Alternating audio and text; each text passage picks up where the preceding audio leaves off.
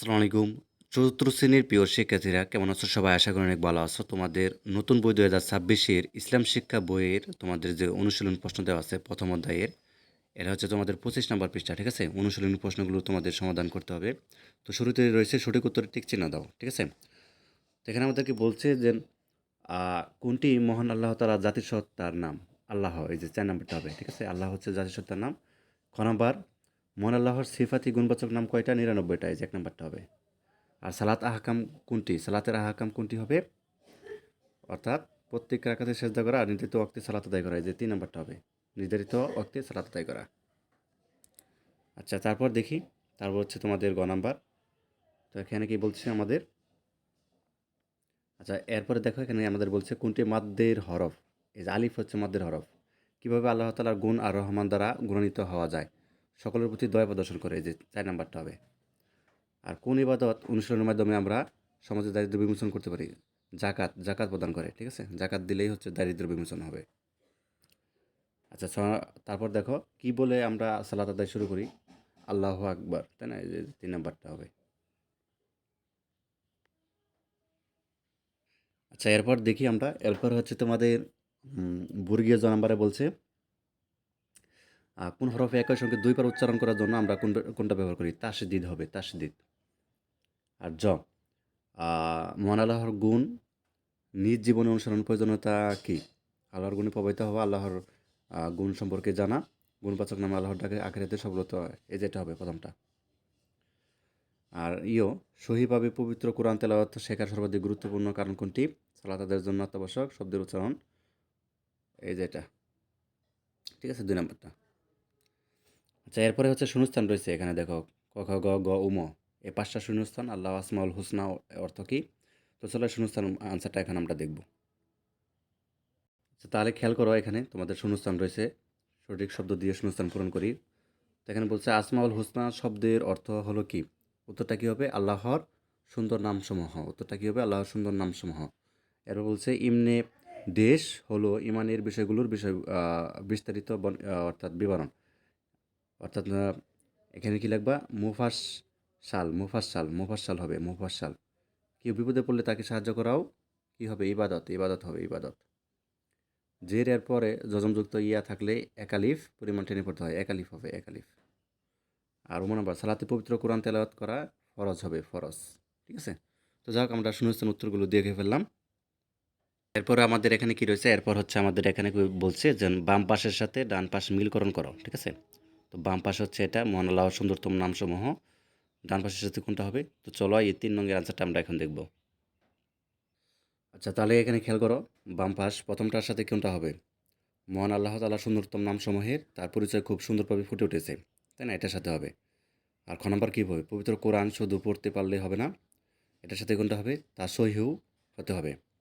গ নাম্বার, মহান আল্লাহ সহনশীলতা পছন্দ করেন, তাই আমরা সহনশীল হব, ঠিক আছে? গ নাম্বার, ইবাদতের মাধ্যমে আমরা, এটার সাথে কোনটা হবে? সময়ানুবর্তিতা ও নিয়মাবর্তিতা অনুশীলন করতে পারি।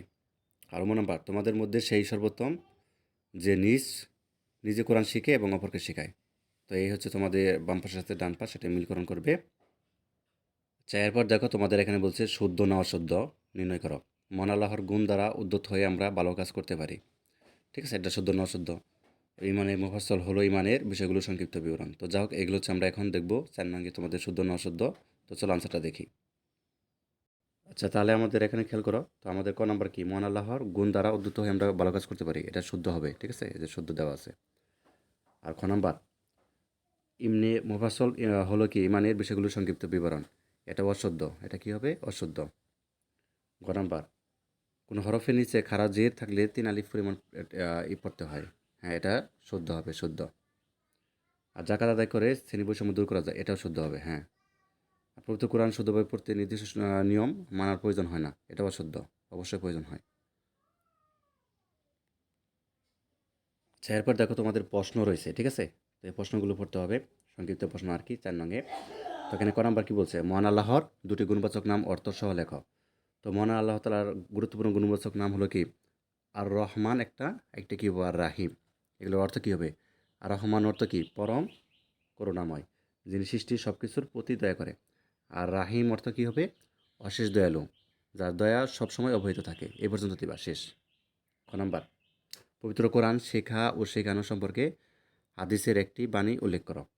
তো তুমি দিবা যে পবিত্র কোরআন শেখা ও শেখানোর জন্য হাদিসে বলা হয়েছে যে এটি একজন মুসলমানের জন্য অত্যন্ত গুরুত্বপূর্ণ।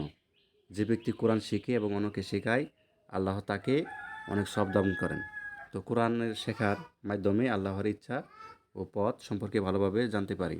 এটি আমাদের জীবনের নৈতিক ও কি ধার্মিকভাবে সুন্দর করে। তো কোরআন শেখানোর অন্যদের উপকার দেয় এবং সমাজে ভালো অর্থাৎ সংস্কৃতির প্রচার করে। আচ্ছা, এরপরে দেখি আমাদের গ নাম্বারটা রয়েছে। তো এরপরে দেখো আমরা, এখানে তোমাদের গ নাম্বারটা রয়েছে, ঠিক আছে? এই যে গ নাম্বার কী বলতেছে? আচ্ছা,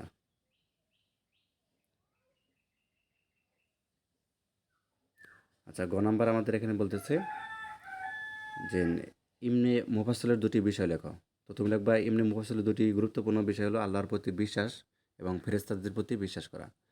তো আমরা আল্লাহর ক্ষমতা, কৃপা ও দয়ালুর উপর পূর্ণ আস্থা রাখি। তো ফেরেশতাদের প্রতি বিশ্বাস আমাদের মনে জানায় যে আল্লাহর আদেশ অনুযায়ী তারা সৃষ্টির কাজ করে।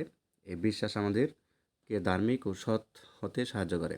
এটি আমাদের দৈনন্দিন জীবনে ভালো কাজ করতে উদ্যত করে, ঠিক আছে? আচ্ছা, সালাতের একটি আরকান ও একটি হাকাম লেখো। প্রথম লিখবা সালাতের একটি গুরুত্বপূর্ণ আরকান হলো রুকু করা, ঠিক আছে? যা আল্লাহর প্রতি বিনম্র শ্রদ্ধা প্রকাশ করে। এটি আহকাম হলো নির্ধারিত সময় সালাত আদায় করা, যা আমাদের নিয়মিত সমানুবর্তিতা শেখায়। এটুকু দিবা, এ পর্যন্ত দিলেই হয়ে যাবে। আচ্ছা, নাম্বারটা দেখো।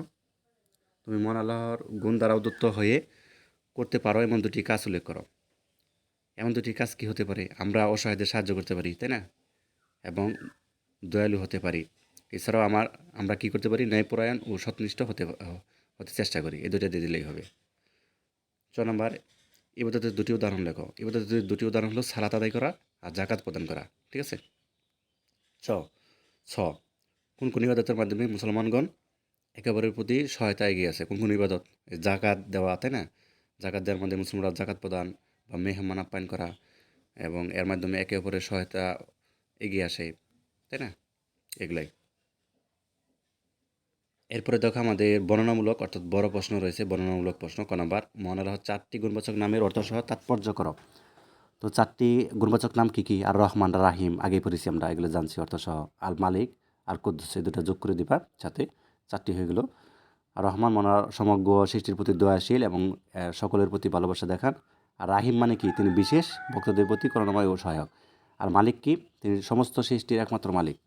আর কুদ্দুস কি? তিনি পবিত্র, ত্রুটিমুক্ত, কোনো ভুল বা দোষ নেই, ঠিক আছে? খ নাম্বার, দৈনন্দিন জীবনে ইবাদতের গুরুত্ব বর্ণনা করো। দৈনন্দিন জীবনে ইবাদত আমাদের জীবনকে নিয়মিত ও শৃঙ্খলিত রাখে। সালাত, কোরআন পাঠ, ঠিক আছে? দান, সৎকা, অর্থাৎ উপাসনা সবই আমাদের ইবাদতের অংশ। ইবাদতের মাধ্যমে আমরা আল্লাহর নিকট তাড়না পাই এবং মন শুদ্ধ হয়।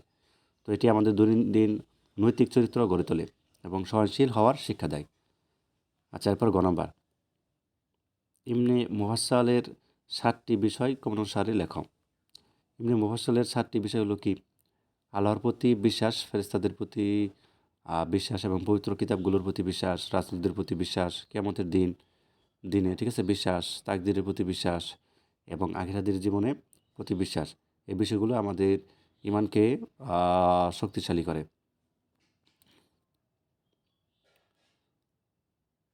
গ 2 রাকাত বিশিষ্ট সালাত আদায়ের নিয়মগুলো প্রবাহী চিত্র আকারে লেখ।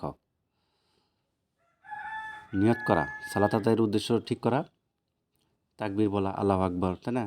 কিয়াম করা এবং সূরা ফাতিহার অন্য সূরা পড়া, রুকু করা, হাঁটু ভাঁজ করে নত হওয়া বা কিয়াম, রুকুর পর দাঁড়ানো, সেজদা করা, মাথা মাটিতে রাখা, দ্বিতীয় রাকাতও একইভাবে আদায় করা, তাশাহুদ পড়া। উদাহরণসহ জমজমের ব্যবহারের বর্ণনা দাও, এটা দিয়ে দিবা।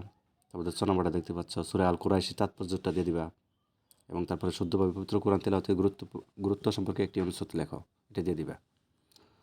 তো এই ছিল তোমাদের। ধন্যবাদ সবাইকে ভিডিওটি দেখার জন্য। আল্লাহ হাফেজ।